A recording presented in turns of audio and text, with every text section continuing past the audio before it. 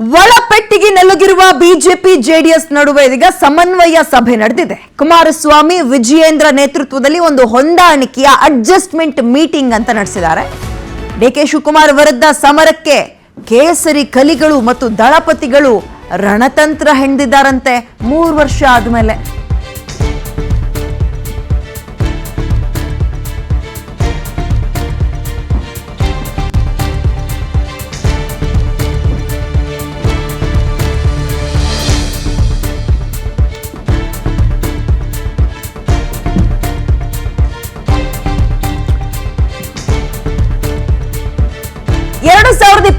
ಕ್ಕೆ ನಾವು ಮತ್ತೊಂದು ಸುತ್ತಿನ ವಿಧಾನಸಭೆಯ ಎಲೆಕ್ಷನ್ಗೆ ಹೋಗ್ತೀವಿ. ಸೊ ಅಲ್ಲಿಗೆ ಎಲೆಕ್ಷನ್ ಕಳೆದು 3 ವರ್ಷ ಆಗಿದೆ.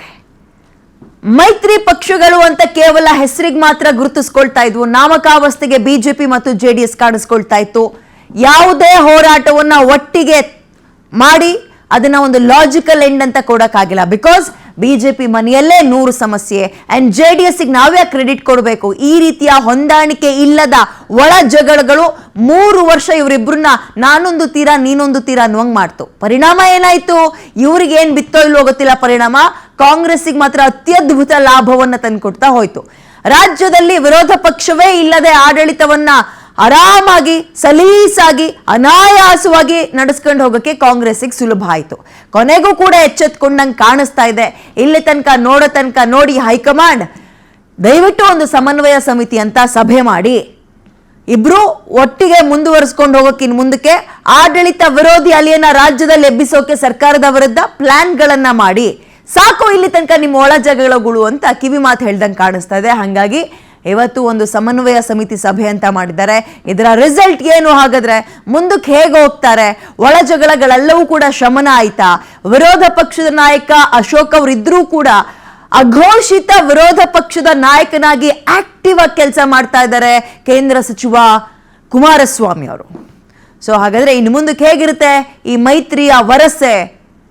ಫಿನಿಕ್ಸ್ ರೀತಿಯಲ್ಲಿ ಎದ್ದು ಬರ್ತಾರಾ? ಕಾದು ನೋಡ್ಬೇಕು.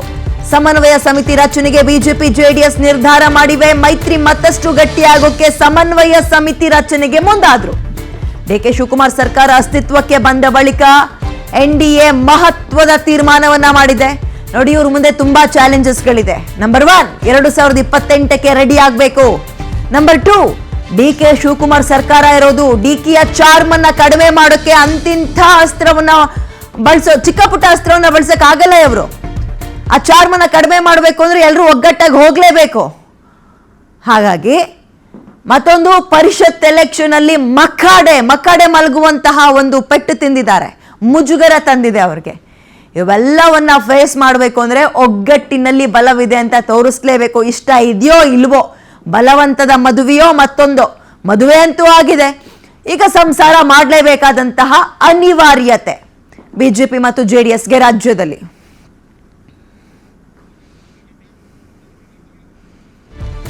ನನಗೆ ಕೇಳಿಸಿದ್ರೆ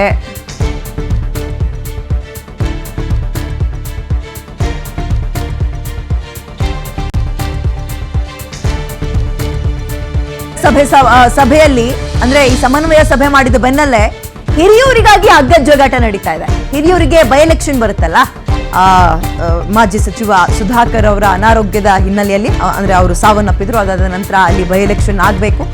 ಇನ್ನ ಕೆಲ ತಿಂಗಳುಗಳು ಬಾಕಿ ಇದೆ, ಅನೌನ್ಸ್ ಆಗಿಲ್ಲ.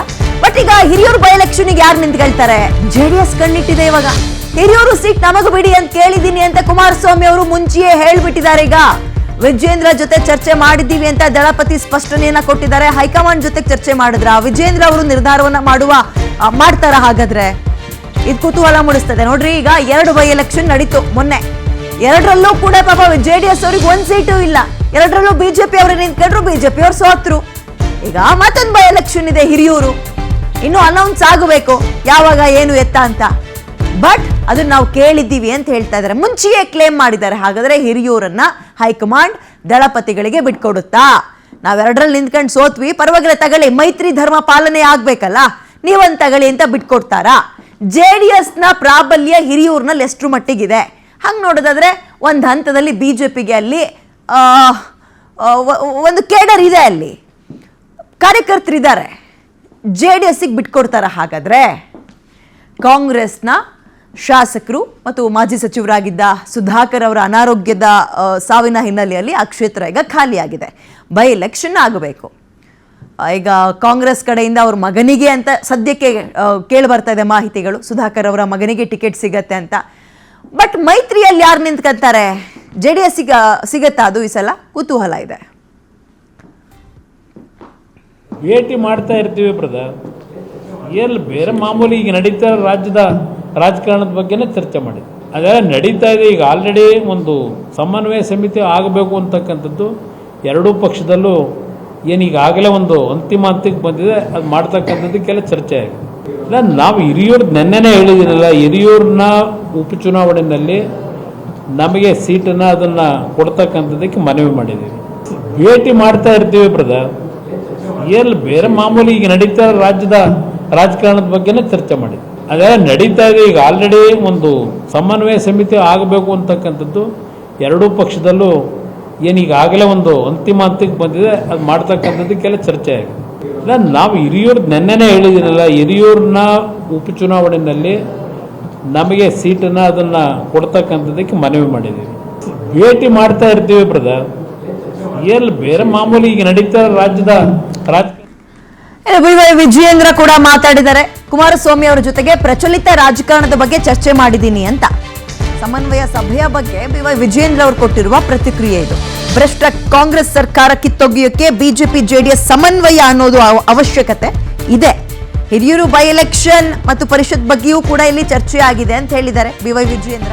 ಪರಿಷತ್ ಬಗ್ಗೆ ನಿಮಗೆಲ್ರಿಗೂ ಗೊತ್ತಲ್ಲ, ಯಾರಪ್ಪ ಪಕ್ಷಕ್ಕೆ ಅನ್ಯಾಯ ಮಾಡಿ ದ್ರೋಹ ಮಾಡಿ ಕಾಂಗ್ರೆಸ್ ಕಡೆಗೆ ಹೋದ್ರು ಅನ್ನೋದು ಇನ್ನೂ ಕೂಡ ಗೊತ್ತಾಗಿಲ್ಲ ಅವರಿಗೆ. ಗೊತ್ತಾಗಿರಬಹುದು, ಬಹುಶಃ ಹೇಳ್ಕೊಳಕ್ ಆಗ್ತಾ ಇಲ್ಲ. ಬಟ್ ಅದು ತುಂಬಾ ಮುಜುಗರ, ತೀರಾ ಮುಜುಗರ. ಬಿಜೆಪಿಗೂ ಅಷ್ಟೇ, JDSಗೂ ಅಷ್ಟೇ. ಮತ್ತೊಂದ್ ಕಡೆ ಹಿರಿಯೂರು ಬೈ ಎಲೆಕ್ಷನ್ ಬರ್ತದೆ, ಅದ್ರ ಬಗ್ಗೆಯೂ ಚರ್ಚೆ ಮಾಡಿದೀವಿ ಅಂದಿದ್ದಾರೆ.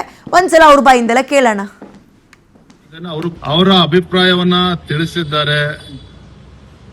ಪಕ್ಷದ ವತಿಯಿಂದ ನಾನು ಕೂಡ ಹಿಂದೆ ಒಮ್ಮೆ ಭಾರತೀಯ ಜನತಾ ಪಾರ್ಟಿ ಕ್ಷೇತ್ರದಲ್ಲಿ ಗೆದ್ದಿರುವಂತದ್ದು, ಇವೆಲ್ಲವನ್ನು ಕೂಡ ಅವ್ರು ತಿಳಿಸಿದ್ದೇನೆ. ಇಷ್ಟು ಮಾತ್ರ ಹೇಳ್ತೇನೆ, ಹಿರಿಯೂರು ಆಗಿರ್ಬೋದು, ಧಾರವಾಡ ಇರ್ಬೋದು, ಎರಡೂ ಕ್ಷೇತ್ರದಲ್ಲಿ ನಾವು ಗೆಲ್ಲಬೇಕು. ಹಾಗಾಗಿ ಯಾವುದೇ ಗೊಂದಲಕ್ಕೆ ಅವಕಾಶವನ್ನ ನೀಡದೇನೆ, ಬಿಜೆಪಿ ಹಾಗೂ JDS ನಡುವೆ ಯಾವುದೇ ಒಂದು ಗೊಂದಲಕ್ಕೆ ಅವಕಾಶವನ್ನ ಕೊಡದೇನೆ ಯಾವ ರೀತಿ ಚುನಾವಣೆನ ಎದುರಿಸಬೇಕು, ಹಿಂದೆ ಆದಂತ ತಪ್ಪುಗಳನ್ನ ಸರಿ ಮಾಡಿಕೊಂಡು ಯಾವ ರೀತಿ ಒಟ್ಟಾಗಿ ಹೋಗ್ಬೇಕು, ಇವೆಲ್ಲವನ್ನು ಕೂಡ ಚರ್ಚೆ ಮಾಡಿದ್ದೇನೆ. ಅವರು ಕೂಡ ಒಪ್ಪಿಗೆ ಸೂಚಿಸಿದ್ದಾರೆ. ಓಪನ್ ಮೈಂಡ್ ಇದೀರಾ ಅಂತ ಸರ್ ಹಿರಿಯೂರು ಕ್ಷೇತ್ರ ಬಿಟ್ಕೊಡೋ ವಿಚಾರದಲ್ಲಿ ಸರ್? ನಾನ್ ತೀರ್ಮಾನ ಮಾಡುವಂತದ್ದಲ್ಲ. ನಮ್ದೊಂದು ರಾಷ್ಟ್ರೀಯ ಪಕ್ಷ, ರಾಷ್ಟ್ರೀಯ ನಾಯಕರು ತೀರ್ಮಾನ ಮಾಡಬೇಕಾಗ್ತದೆ. ನಮ್ಮ ಪಕ್ಷದ ಅಭಿಪ್ರಾಯವನ್ನ ಮಾನ್ಯ ಕುಮಾರಸ್ವಾಮಿ ಅವರು ತಿಳಿಸಿದ್ದೇನೆ.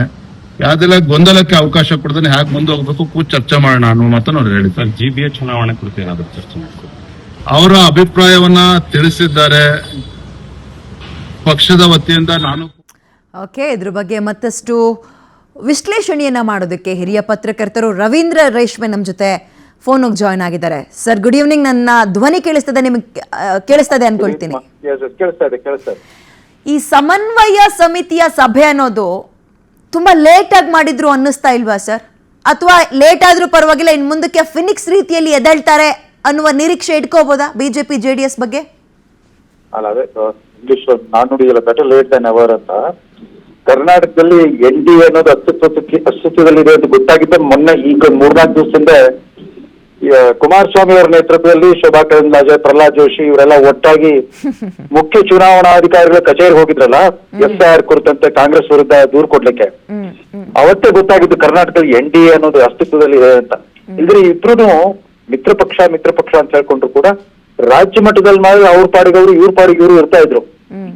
ಅಲ್ಲಿ ರಾಷ್ಟ್ರ ಮಟ್ಟದಲ್ಲಿ ಮಾತ್ರ ಇವರು ನರೇಂದ್ರ ಮೋದಿ ಅವರು ದೇವೇಗೌಡರಿಗೆ ಯಾವತ್ತೂ ಗೌರವದಿಂದ ನಡೆಸ್ಕೊಳ್ತಾ ಇದ್ರು.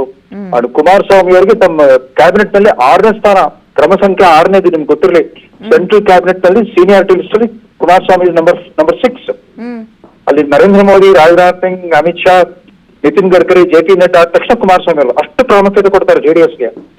ಇಲ್ಲಿ ಬರೀ 17 ಸೀಟು, ನಮ್ಗೆ 63 ಸೀಟು ಅಂತಂದ್ಬಿಟ್ಟು ಇದೇ ತರ ಇವರು ಭಾರತೀಯ ಜನತಾ ಪಕ್ಷದ ಸ್ಥಳೀಯ ನಾಯಕತ್ವ ಅರ್ಥ ಮಾಡ್ಕೊಳ್ಳಿಲ್ಲ JDS ನ ಪ್ರಾಮುಖ್ಯತೆ ಏನು ಅಂತ.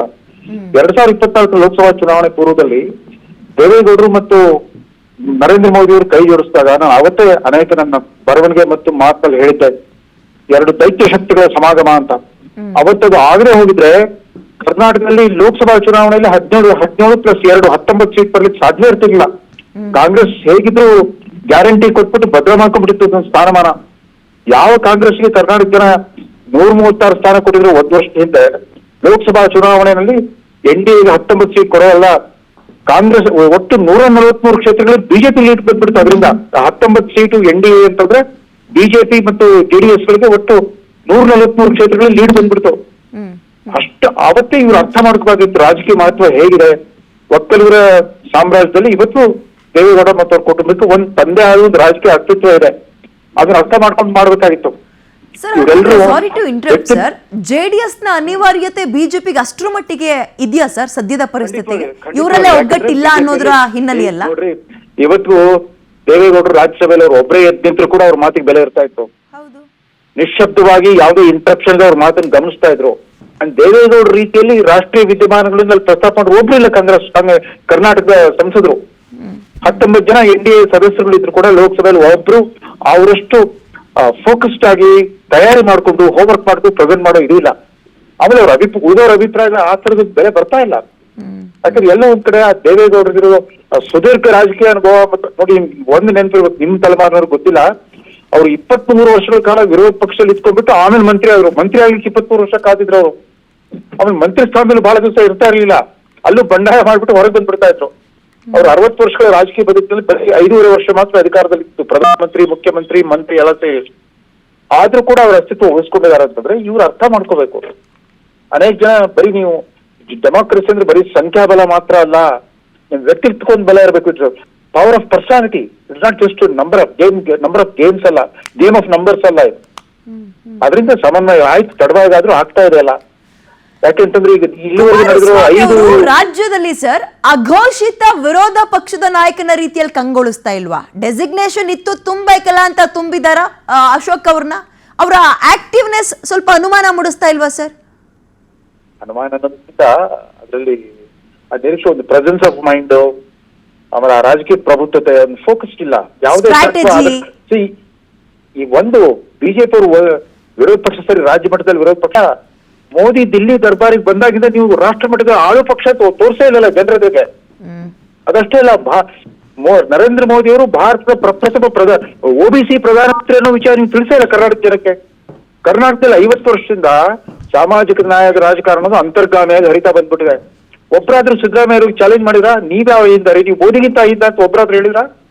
ಸಿದ್ದರಾಮಯ್ಯನವ್ರಿಗಿಂತ ಸಣ್ಣ ಜಾತಿ ಮೋದಿ ಅವ್ರದ್ದು ಸರ್ವಕಾಲಿಕ ದಾಖಲೆ. ಈಗ 13 ವರ್ಷ ಮುಖ್ಯಮಂತ್ರಿ, 12 ವರ್ಷ ಪ್ರಧಾನ, ಒಟ್ಟು 25 ವರ್ಷ ನಂಬರ್ 1 ಸ್ಥಾನದಲ್ಲಿ ಮುಂದುವರಿತಾ ಬಂದಿದ್ದಾರೆ. ಯಾವ ಜಾತಿ ಬಲ ಇದೆ ಅವ್ರಿಗೆ?